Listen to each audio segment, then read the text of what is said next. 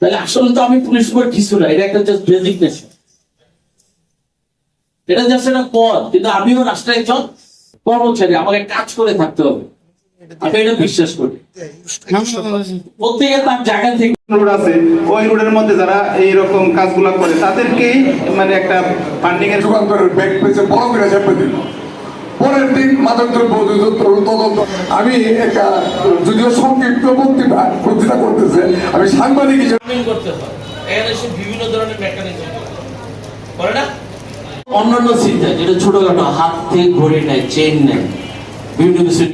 আপনি কোটি কোটি টাকার মাদক বলুন দেয়া গাড়ি দেয়া পাস হইতেছে এবং ব্রাদার প্লিজ একটু অনুরোধ করুন, আমাদের একটু ভাবা উচিত যে আমরা আমি বলতে চাই 4টা হেড যোগ হয়, তারপরে সে যখন জামিনে আসে।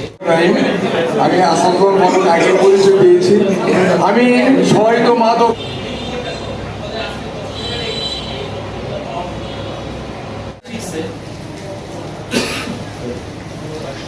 সে তো ওই ব্যবসাটাই আবার শুরু করবে। এক সময় আনা হয়েছিল। এই সিসি ক্যামেরাগুলি আর কি অবস্থা তুললো। আরেকটা ভিন্ন কথা আমি বলি, আপনি বলছেন যে মাদক